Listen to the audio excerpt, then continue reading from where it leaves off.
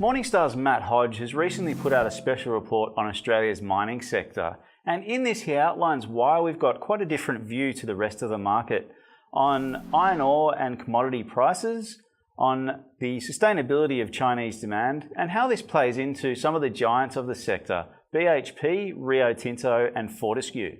If you look at where China is on the, if you look at the GDP per capita, say, they consume more copper, more aluminium, more steel than pretty much any of the countries that have come before, and they've done it at an earlier stage of their cycle. If you take something like steel, it's not really consumed in a single year like oil is. It goes into buildings and cars and things that are in the economy. So when you add all that up, the steel that's still in the economy, if they keep consuming at the rate they're at, they'll have as much steel per person in their economy as the Western world does now, in 10 years' time. So they're rapidly using up their runway for more commodities. And we see that in the kind of investments they've made. But if you step back and look at the debt versus GDP, that's been growing, and it's been growing quite rapidly. But we haven't really had any severe repercussions for that yet. If you look at the kind of assets that they're investing in and the returns that they're getting on that, it's not justifying the spend. That's why the debt to GDP ratio is rising.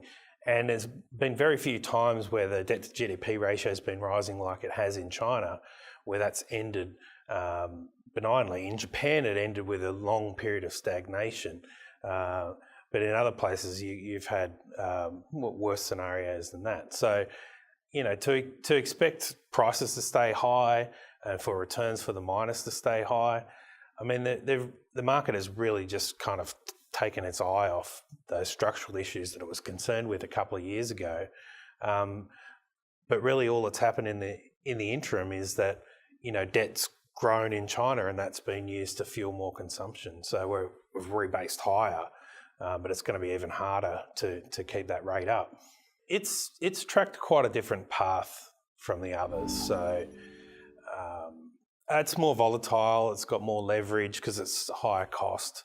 But also in the past sort of year or so, the discounts for the lower grade ore have really blown out, and that's impacted its share price. I mean, the peak was around $7. It's now, $4.50-ish, something like that.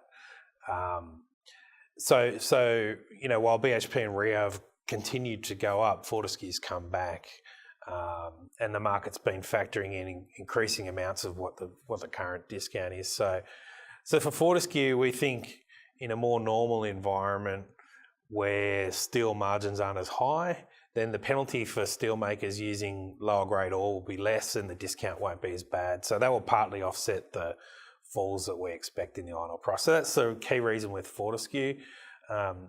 Rio's the most expensive because iron ore is really the main game for Rio. It's more than 60% of this year's earnings. So, and steel is the commodity where we're most bearish, like steel making materials, because we see China's demand falling for the reasons I talked about before, but also we expect scrap to take an increasing share of steel production. So that'll be to the detriment of iron ore and coking coal.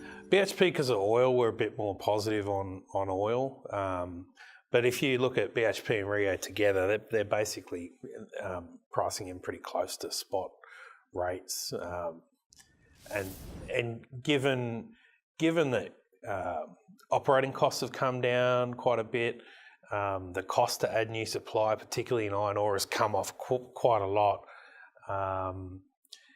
If conditions kind of stay this stable and prices stay where they're at, we think there'll be a supply response. And you can see with the more aggressive players, looking at Atlas Iron, like Hancock Prospecting, Fortescue and Mineral Resources, they're probably the three players in the Pilbara that make most sense that they would push ahead, and they've all got the funds to do it. So if you're making a return, I mean, that I think there's a reason for them to. You can form a reason why they would want to add supply.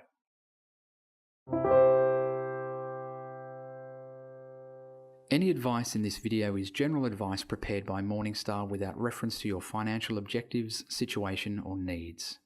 You should consider the advice in light of these matters and any relevant product disclosure statement before making any decision to invest.